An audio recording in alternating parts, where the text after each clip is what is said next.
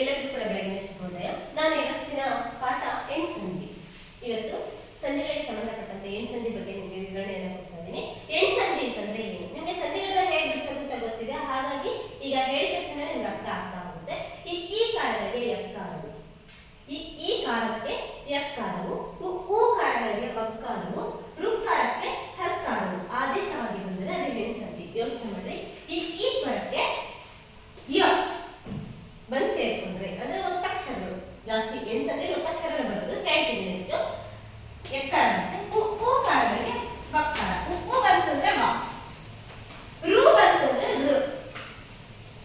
ಕಾರವು ಆದೇಶವಾಗಿ ಬಂದ್ರೆ ಅದು ಎಣ್ಸಂಧಿ. ನಿಮ್ ತಲೆಯಲ್ಲಿ ಈ ಬಂತು ಅಂದ್ರೆ ಯಾವತ್ತು ಬರುತ್ತೆ, ಉ ಬಂತು ಅಂತಂದ್ರೆ ವಾವತ್ತು ಬರುತ್ತೆ, ರು ಬಂತು ಅಂದ್ರೆ ಹರ್ಕಾರವು ಆದೇಶವಾಗಿ ಬಂದ್ರೆ ಇದು ಎಣ್ಸಂಧಿ ಅಂತ ಹೇಳ್ತೀವಿ. ಬಿಡಿಸ್ಬೇಕಂದ್ರೆ ನೋಡಿ, ನಿಮ್ಗೆ ಆಲ್ರೆಡಿ ನಾನು ಹೇಳ್ತೀನಿ, ಪ್ಲಸ್ ಹಿಂದೆ ಮುಂದೆ ಮಾತ್ರ ಚೇಂಜ್ ಆಗುತ್ತೆ ಅಷ್ಟೇ.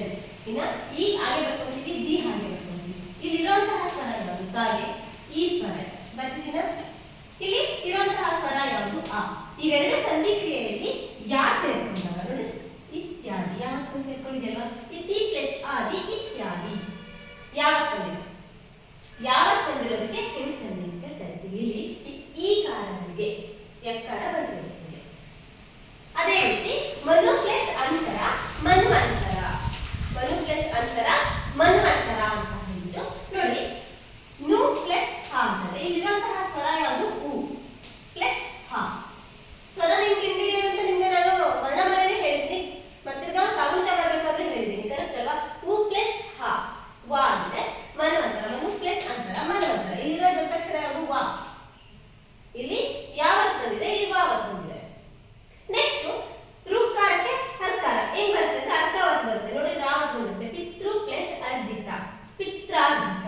ಇಲ್ಲಿ ನೋಡಿ ಪಿನೋ ಹಾಗೆ ಇದೆ. ಇಲ್ಲಿ ಇರುವಂತಹ ಸ್ವರ ಯಾವುದು? ರು. ಪಟ್ರು ಸುಳಿ ಇದೆ ಅಲ್ವಾ? ಋಕಾರ ಇದೆ ಪ್ಲಸ್ ಹ.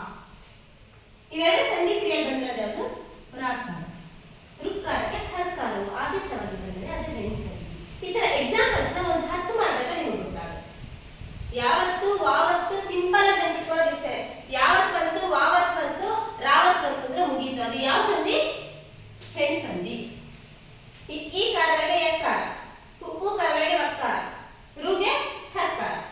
ನಿಮ್ಗೆ ಯಾವತ್ತು ವಾವತ್ತು ರಾವತ್ತು ಬಂತು ಅಂದ್ರೆ ಜನರಲ್ ಆಗಿ ಅದು ಎಣ್ಸಂಧಿ ಅಂತ ನೀವು ಕಂಡುಹಿಡ್ಕೋಬಹುದು. ಇದು ಎಸ್ಎಲ್ಸಿಗೂ ಇಂಪಾರ್ಟೆಂಟ್ ಅಷ್ಟೇ ಅಲ್ಲ, ಸ್ಪರ್ಧಾತ್ಮಕ ಪರೀಕ್ಷೆಗಳಿಗೂ ಕೂಡ ಇಂಪಾರ್ಟೆಂಟ್. ಈ ನನ್ನ ವಿಡಿಯೋ ನಿಮಗೆ ಇಷ್ಟ ಆಗಿದ್ರೆ ಲೈಕ್ ಕೊಟ್ಟು